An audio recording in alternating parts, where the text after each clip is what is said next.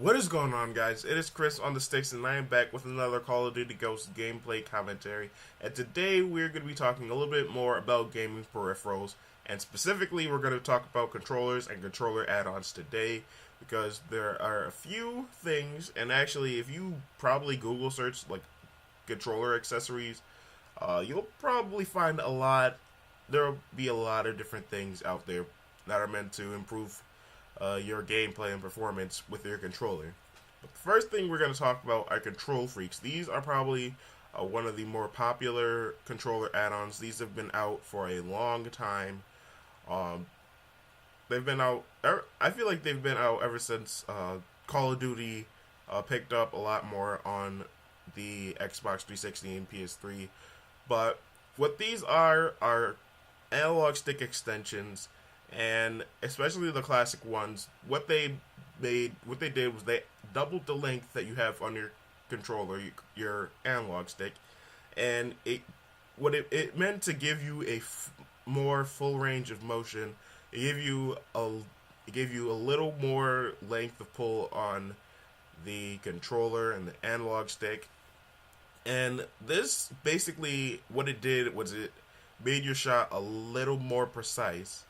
Um, I'll compare this to the Xbox One and the PS3 sticks, because the PS3 and Xbox One sticks, they have what I call a low dead zone, and what this meant was that it took a lot less force to imply a movement on the controller.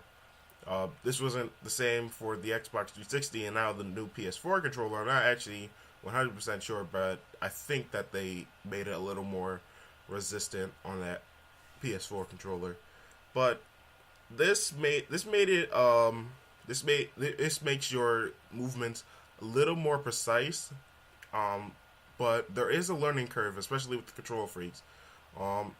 When you're moving your stick up close, especially in close quarters, um, it makes it so you have to turn your stick a little further to move your stick more, because you're used to just pulling the stick, but with the way you're used to it, it takes a little more length. So there is a learning curve to control freaks. So in my opinion, for people who want to get these, I say if you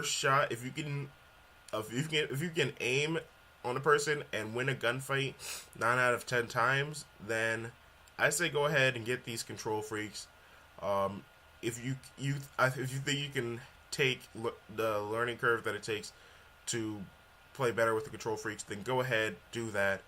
Um, if not, I say just stick with your regular controller, keep practicing with it, and later on see if you think that you are willing to go with the control freak. The next thing I want to talk about is a little more basic. This is Squid Grip. This basically adds a grip to your controller, makes it easier to hold, especially with the new controllers.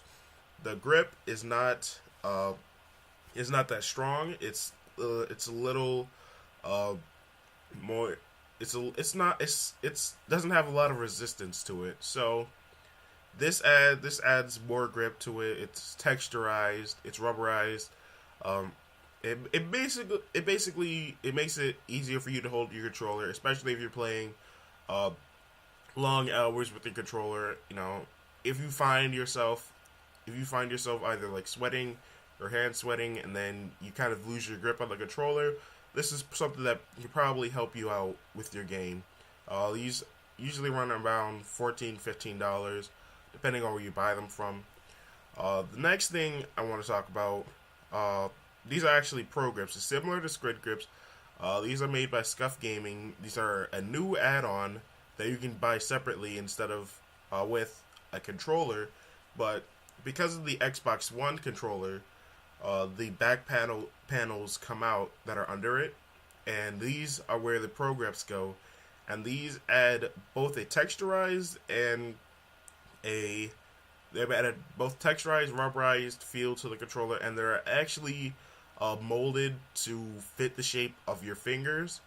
I've used these, and I felt that when I held the controller, my fingers just stayed in place. I didn't have to reposition myself a couple of times while playing the game. I haven't actually played with them. I've held it, and they felt really comfortable to me. But I'll see. I'll probably play with these a little later on and get a better feel for them.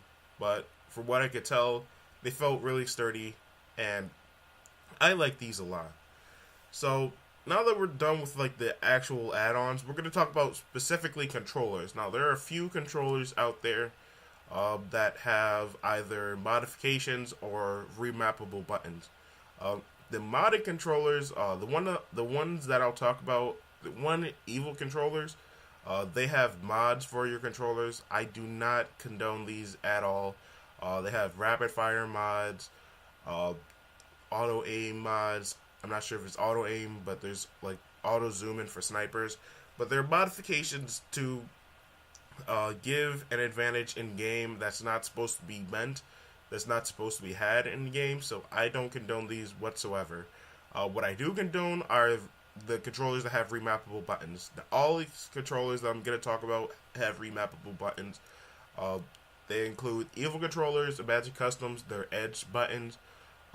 Cinch Gaming, they have buttons on the controllers. And then Scuff, they have paddles, which press like little buttons. But the difference between the buttons and the paddles, the buttons are on the side. Some will say that they're easier to press because they lay right where your fingers are.